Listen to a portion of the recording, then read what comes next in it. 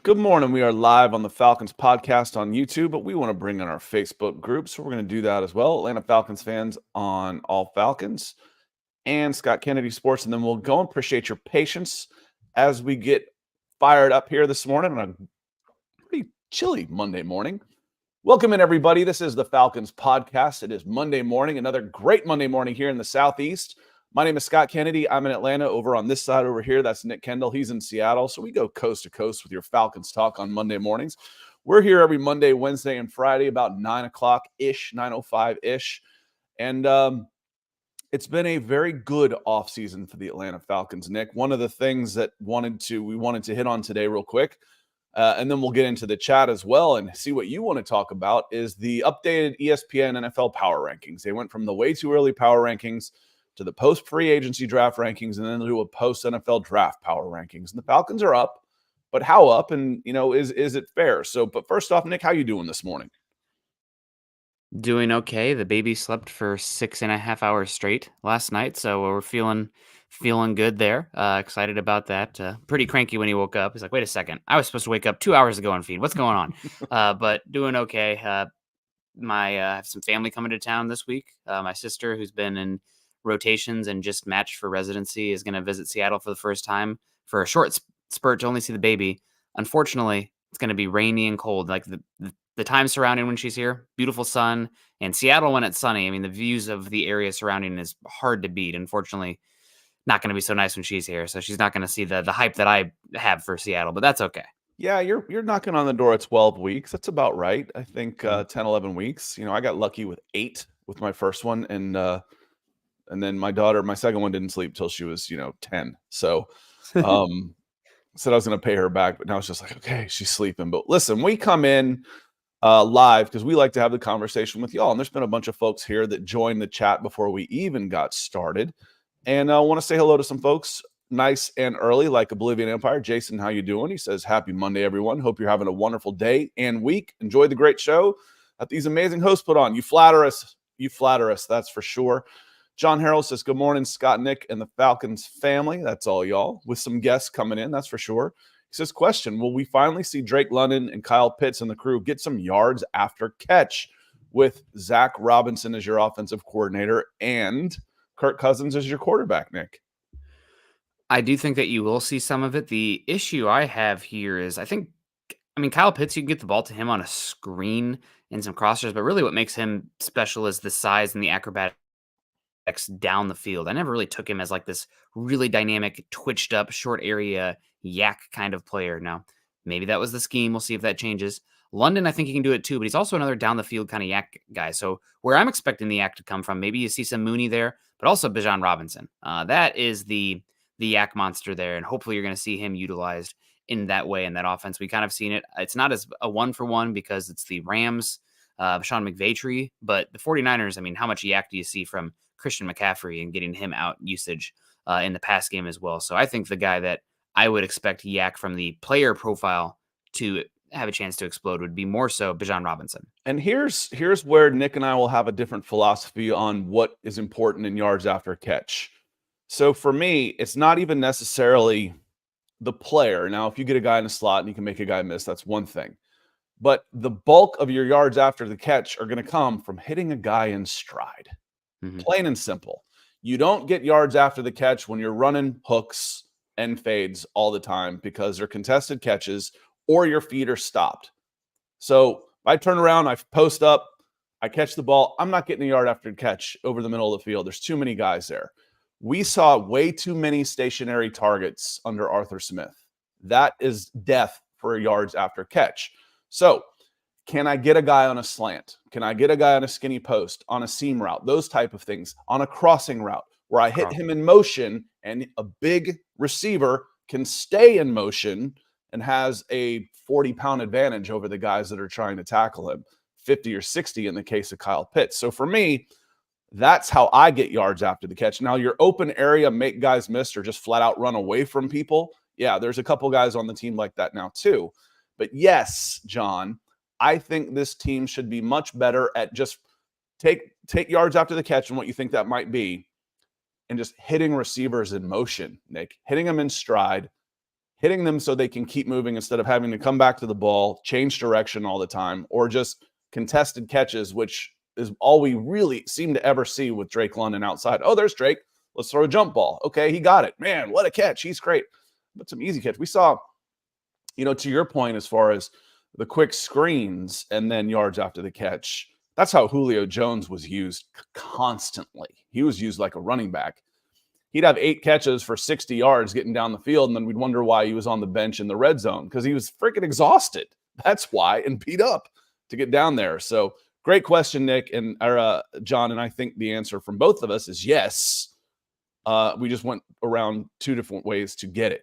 And one more thing I will say just before we move on is that it's the main thing is the quarterback. You got a quarterback who should be able to deliver it in time. Ritter last year, kind of a little bit of paralysis sometimes, trying to protect football for good reason, considering how turnover prone he was. But now you have a veteran quarterback who's not going to be afraid to fire it in there and give those guys opportunities and tight windows where you can squeeze the ball in and hopefully they're still in motion and can move it. So that's probably the biggest one. Scheme will be big. The players, getting better and better, but having a Kirk Cousins should change that the most. I think the passing schemes, I think all of it is a yes for me. Yeah.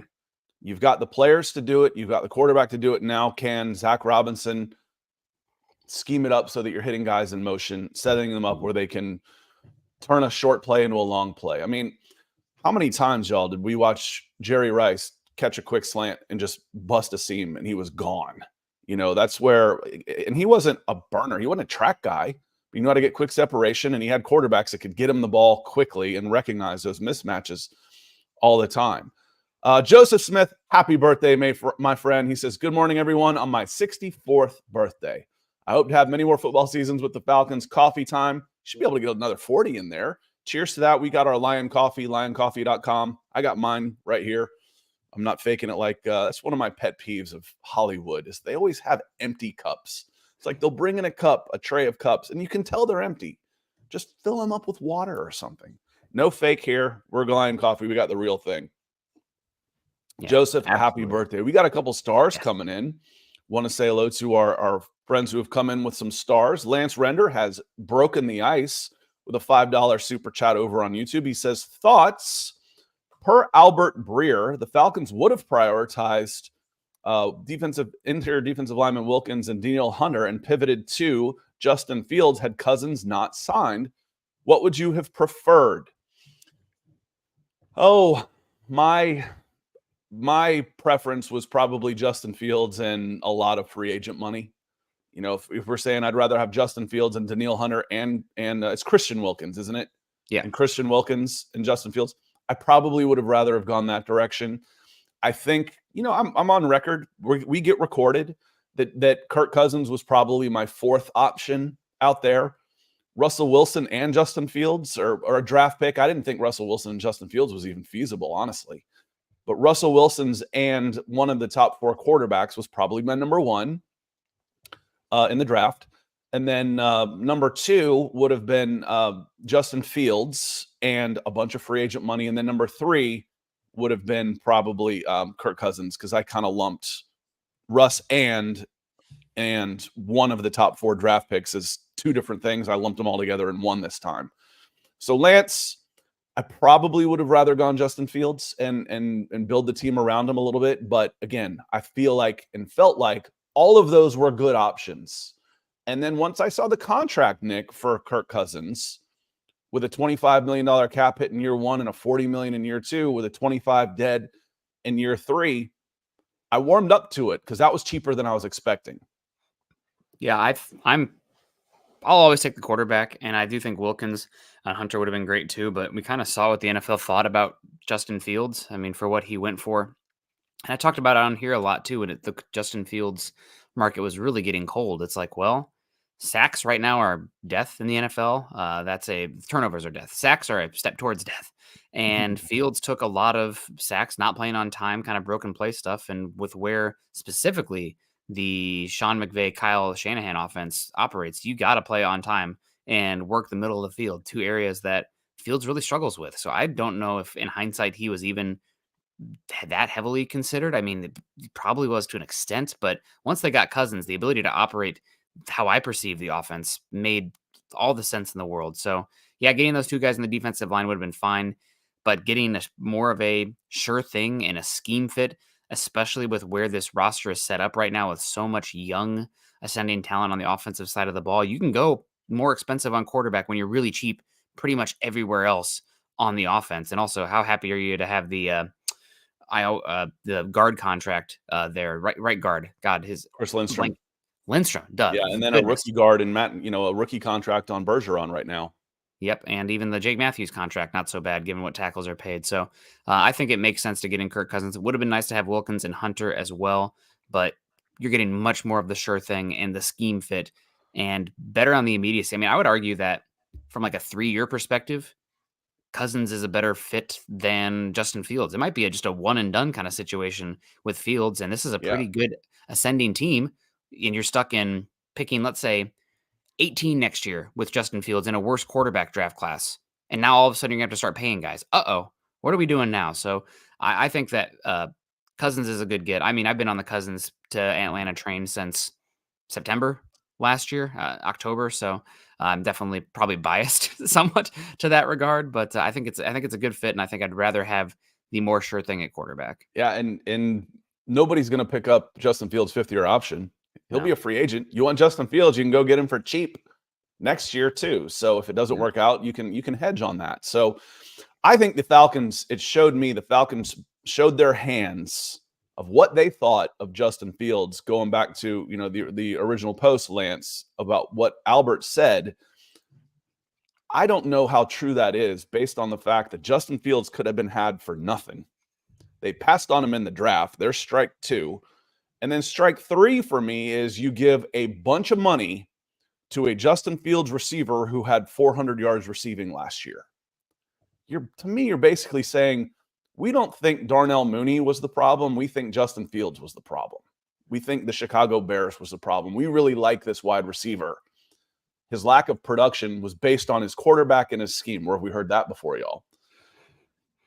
I think they showed their hands on this. So I don't know how true that is when every indication, watch what they do, not what they say, because people lie. This is a bluffing game. You never show your hand on this. I think they showed their hand how they attacked free agency, Nick, that they didn't want Justin Fields flat out. Yeah. I think if they wouldn't have gotten Cousins, maybe that's an option there based on a lot of the NFL talking heads, but you came out hard and fast and strong and landed the biggest domino in free agency this year in Cousins. And as you mentioned, the contract isn't that bad. And I've talked about it on here a lot too. It's people talk about the injury history, and we'll see what happens with the Achilles with Cousins. But that was his first injury to cause him to miss time since 2010 10 years. 9? It's been 10 years since at least 10 years. Once in 15, maybe, that he missed a game because of an injury. It was a big injury, and he's older, and it's scary, but he's certainly not injury prone.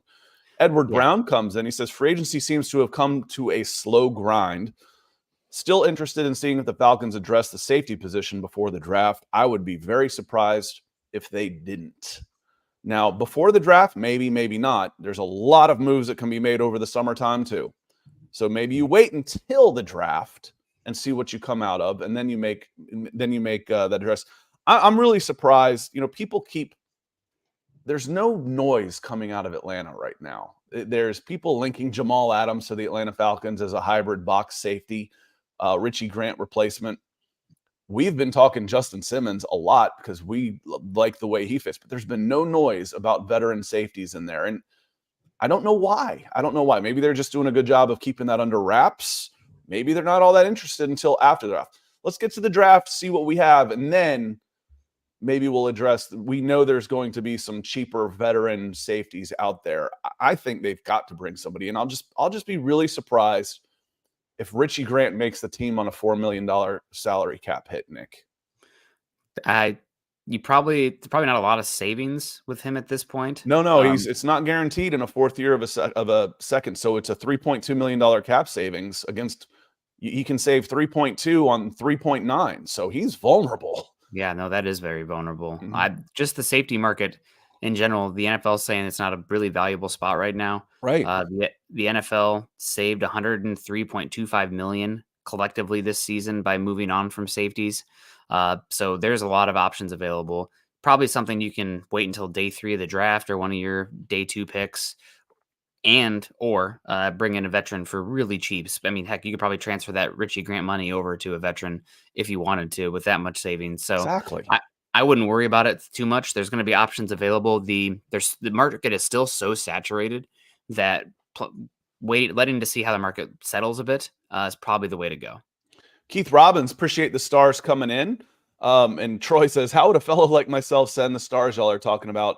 Typically down on the bottom of my Facebook, I either see a place where I can hit a stars button or it says send stars right above the comment. So I appreciate you trying to check that out. And Keith says, I like Cousins, but he doesn't have a lot of years left, in my opinion. So who are we going to get to take over? I think, if I take Spencer Rattler a lot in the 3rd round, if he's there in my mock drafts, I've got 2 third-round picks. I use one on Spencer Rattler. And is he the one to take over? Maybe, maybe not. But he's a shot. He's somebody that you can bring in as a backup quarterback. Taylor Heineke, again, I went off on this last week. Just your backup quarterback, I don't really care about a veteran backup. Most teams they're screwed if they lose their starter anyway, just because of the resources that you put into the starting quarterback. I am interested if you get a rookie and a developmental type for sure, a young ascending player. But I think Keith, you've put yourself in the situation where you're not really looking to address quarterback for a couple of years. But if there's a chance where there's a guy you like that falls to you in the 3rd round or so, like say a Spencer Rattler, or say you love Michael Pratt, I don't. Say you think you see a lot in Joe Milton and he's there in the 6th, then maybe you take him and maybe he becomes somebody. So I don't think it will be a priority in this draft cycle now, but you're looking to stock the cupboard if you can, Keith. Appreciate the stars. Yeah, thank you so much. We will see what happens there with Cousins. I just think you got 2 to 3 years to figure it out, and you're trying to maximize the core that you've drafted right now. And it's probably a little easier to build the defense through free agency quickly than it is the offense. So that's a later problem, and I like to think about big picture too. But right now, it's about the 2024 through 2026 window. And we got ATL Jet Jones 11 coming in, 499, saying one of the top 3 pass rushers is always there when I trade down. That's usually between picks 11 and 15. Usually between picks 11 and 15. Yeah, if you are gung-ho on one singular pass rusher, you probably got to sit there at 8 and just take him. That would probably end up being Dallas Turner. But if you like Verse or Latu or Chop Robinson a lot, or one of those cornerbacks available too, then trading back makes a heck of a lot of sense. You already are pretty flush with top 100 picks this season, but maybe you can get yourself some 2025 picks as well in a move back and just, keep that ball rolling in terms of flexibility and value in the draft. So I think that, again, if you like those guys pretty equally, a move back makes sense. Somebody's probably going to want to come up for a wide receiver that's probably still there, or one of the offensive tackles that's still there. I think there are 8 big-time players in this draft. Well, 4 quarterbacks and 4 big-time players in this draft, 3 wide receivers and Joe Alt. And you're sitting there at 8. That's a prime spot, especially to get above the Bears if they don't trade up to 5 to get Marvin Harrison Jr. We'll see about that.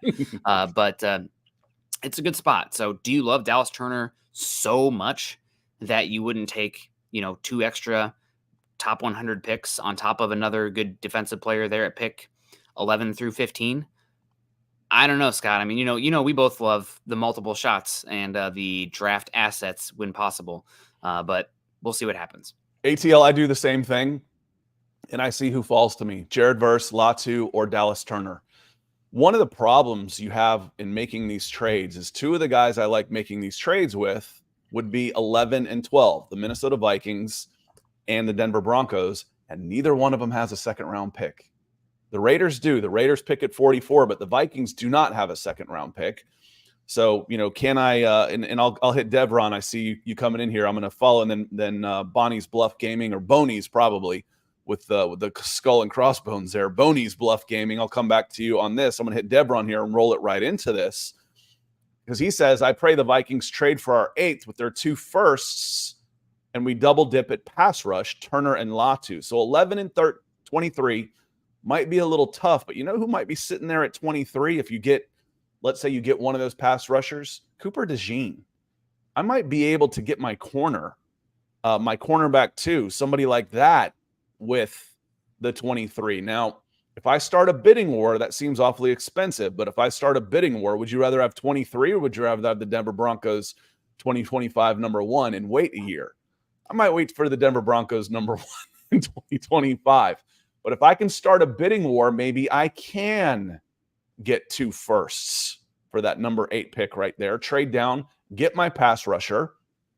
And it's a deep draft in the second round where I can get a wide receiver 2, I can get a cornerback 2, I can get a big defensive lineman. The options, it's fun. You start talking about the options for the Atlanta Falcons. Now, the season may go up in smoke, but the options are fun this year. So, Devron, I agree with you. The trade down scenario looks really, really good for me, Nick, to be able to get, if not the top defensive player in the class, then maybe a top position. Okay, maybe Dallas Turner goes, but I get my choice of the first corner, and then I get my edge in this. I trade back up into the first round, or I get a late first rounder, and I get Chop Robinson. Okay, well, that sounds pretty good.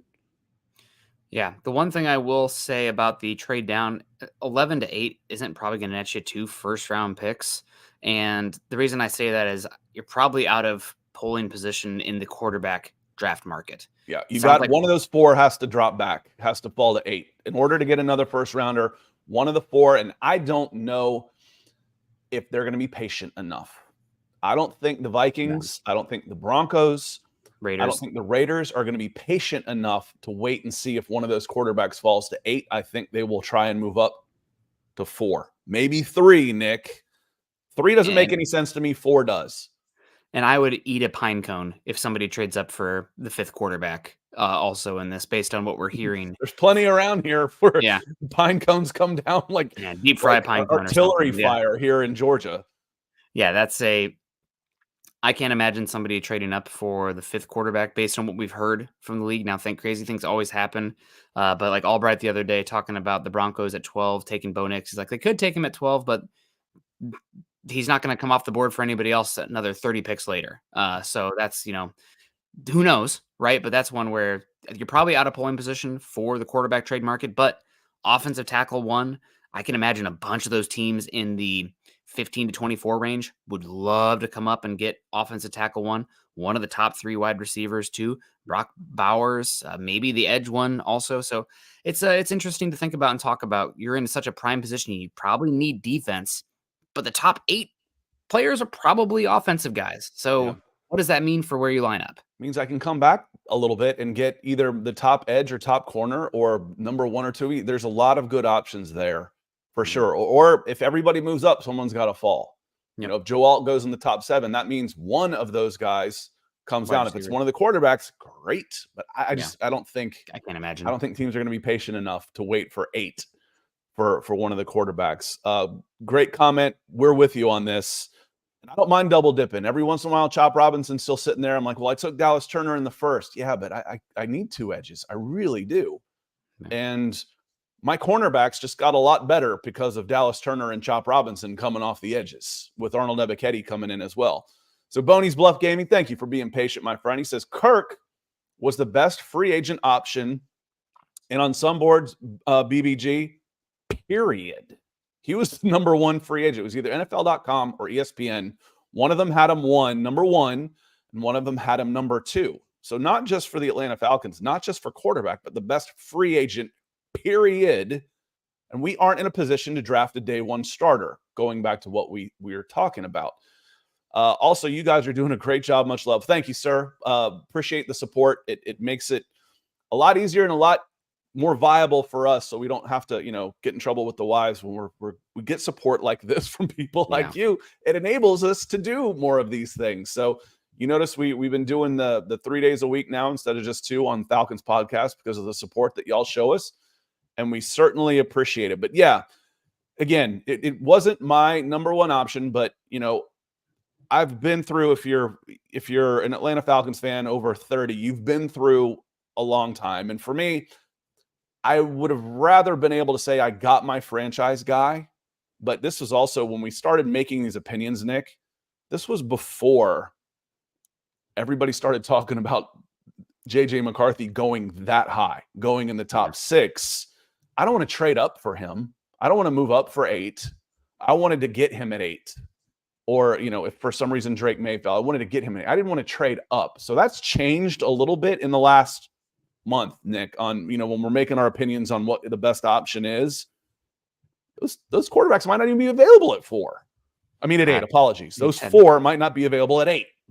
I don't think they will, based on what we're hearing. I mean, Sean Payton just had an interview with the media and talked about, Broncos realistically could move up to number 4 or in the top 3 for one of these quarterbacks. And it's a good time to be the Arizona Cardinals general manager. So I'd be pretty shocked if 4 of the top 5 picks were not quarterback at the end of the day.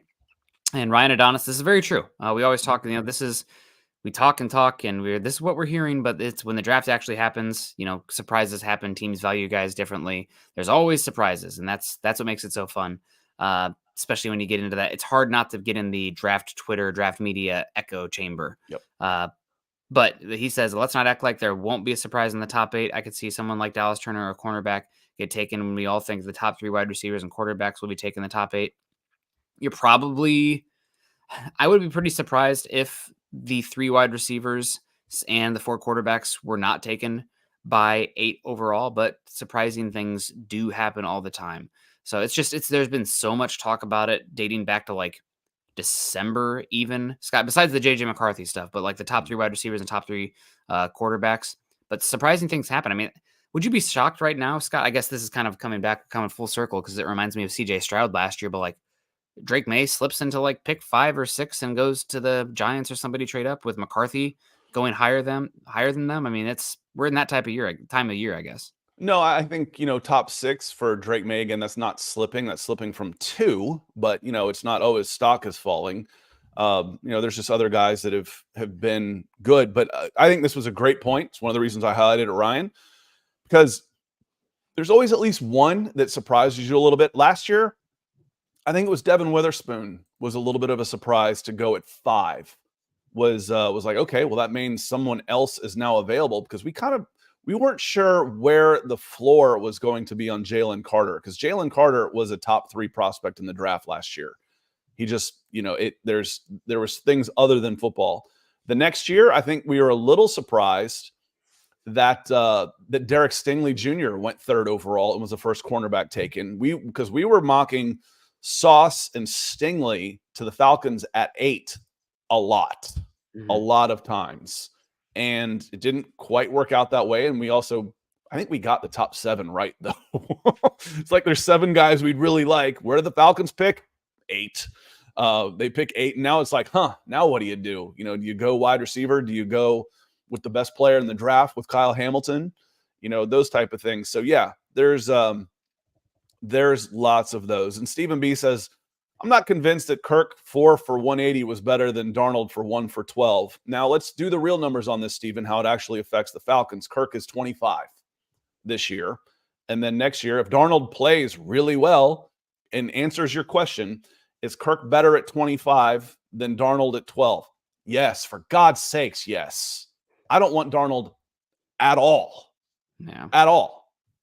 Let alone I don't want Darnold for $1.5 million. I don't want him on the quarterback. I could, if I was a better rapper, I'd go into a green eggs and ham things.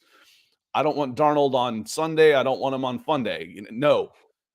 So the next step on this, Stephen, is let's say Darnold was better.